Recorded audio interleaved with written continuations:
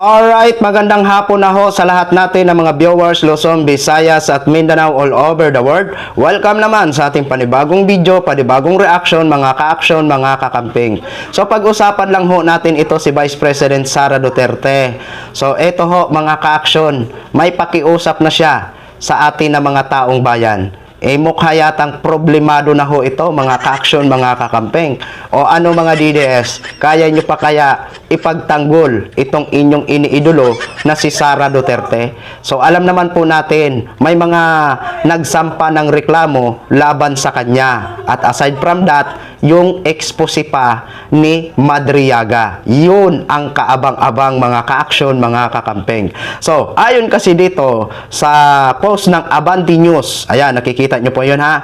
Credit or courtesy sa post nyo. Please allow me to use for informative purposes only. Thank you so much, ma'am insert. So ayon kasi dito sa caption, eto na. Pumalag si Vice President Sara Duterte sa patong-patong na reklamo na isinampa laban sa kanya at iba pang opisyal ng Office of the Vice President OVP at Department of Education DepEd sa Office of the Ombudsman. Kabilang sa mga ito ang kasong plunder, bribery, malversation, graft, culpable violation of the Constitution at betrayal of public trust. Ayan po ang mga isinampa ng mga nagrereklamo ho sa kanya. Matitindi ho ito mga ka-action, mga kakamping. Iyakan na talaga ang mga DDS nito. O ito naman ang naging sagot ni Vice President Sara Duterte.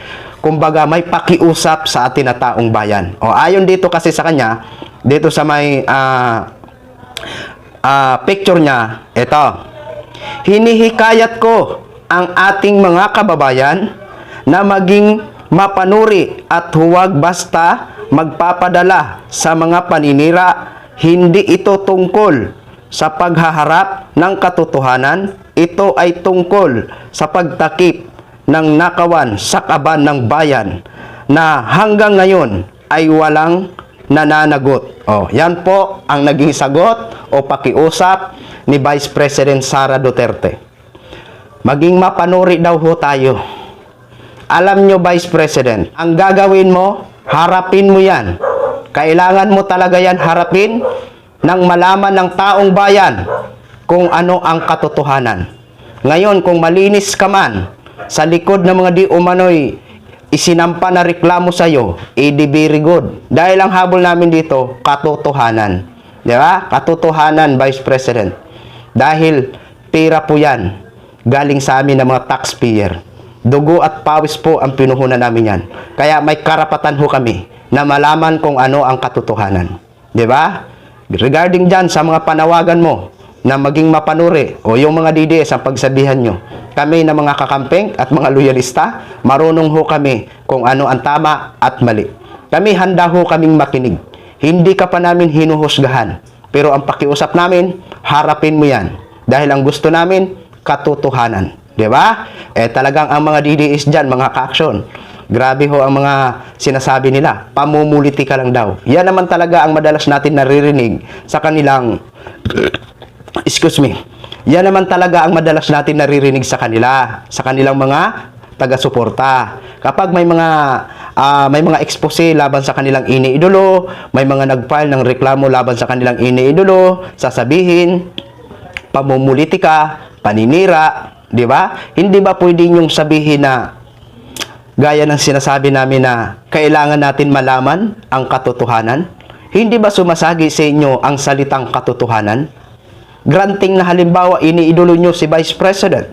Di ba pwedeng kayo din malaman nyo ang katotohanan sa likod ng mga di umano'y aligasyon laban kay Vice President Sara Duterte?